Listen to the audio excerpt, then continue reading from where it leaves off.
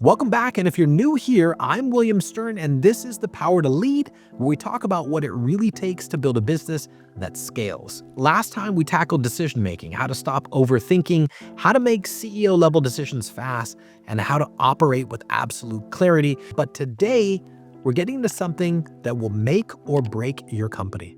Because let's be real, not everyone on your team is pulling their weight. Some people coast. Some people do the bare minimum. Some people just show up to get a paycheck. And if you don't fix that, it will kill your business from the inside. So today, we're going to talk about how to build a culture of accountability. Because if you want to scale, you can't have people just going through the motions. You need a team that operates at the highest level, or they can't stay. All right, guys, let me ask you something. If you disappeared for a month, for 30 days, would your business run the same, or would everything fall apart? If the answer isn't a hell yes, then you've got an accountability problem. Because real leaders don't build teams that need them. They build teams that own the mission. And that starts with setting a standard that's so clear, so undeniable, that people either rise up or they opt out. No gray areas, no middle ground. Either play at this level the company demands, or go somewhere else. Now, most CEOs think they've got a hard-working team, but let's be honest. If you don't have a culture of accountability, what you actually have is a group of people that do just enough to not get fired. Hey guys, that's not a winning team. So you're like, all right, Will, so how do I fix that? How do you build a culture where people take ownership and push themselves, hold each other accountable without you having to micromanage? All right, well, first, it starts with you. A team will never outperform its leader. If you're not disciplined, your team won't be either. And if you don't push for excellence, well, then your team won't either too. Because here's the hard truth. Your company's culture is a reflection of your personal standards. Show up late? Guess what? Your team thinks it's okay to show up late too. Want to avoid the tough conversations? Guess what? Your managers will do the same.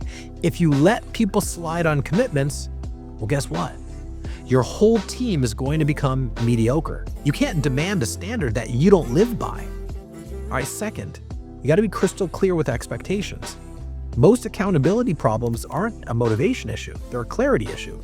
If your people don't know exactly what's expected of them, if there's no performance targets, if there's no system to track the progress, then you can't expect them to perform at the level you want. If you want an accountable team, you got to define what success looks like in every role. Because when expectations are vague, performance will always be inconsistent. Third, you got to create a culture where underperformance isn't an option. If someone's on your team and they're slipping, slacking, or under-delivering and nobody says anything, that's on you. Because silence is tacit approval. The moment that you let one person get away with mediocrity, you just set a new standard for everyone else. And let me be clear, accountability isn't about punishment, it's about ownership. It's about creating an environment where people take pride in their work, where they push each other to be better, where they know that anything less than excellence isn't acceptable. And if they can't handle that, they're not meant to be here. All right, let's be real. Holding people accountable is uncomfortable. Most CEOs avoid it for the most part. They don't want to confront people. They don't want to have tough conversations. They let things slide, and then they wonder why their company feels stagnant. But their best leaders, they don't avoid friction. They lean into it because growth comes from pressure. And if your team never feels challenged, if they never feel stretched, if they never feel like they're being held to a higher standard, then you're not leading them. You're just managing them. And then that's the difference. A manager makes sure people get their work done. A leader makes sure that people get better. So I want you to ask yourself this. Are you leading your team, or are you just managing them? And if you want to build a high-performance team, you got to be surrounded by other high-performance leaders. And that's exactly why we built the Fraternity. You know, inside the Fraternity, we're going to teach you exactly what you need to build an elite culture, how to set the standard, how to hold people accountable, how to scale without weak links slowing you down. Albatross is what I call them. We don't just talk about leadership. We put you in a room with other leaders who are actually doing it.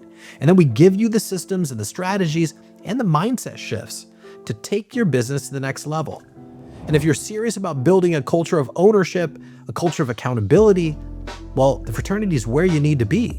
And in the next episode, we're closing out this series with something powerful, because everything we talked about, the mindset, the leadership, the hiring, the execution, it all leads to one thing.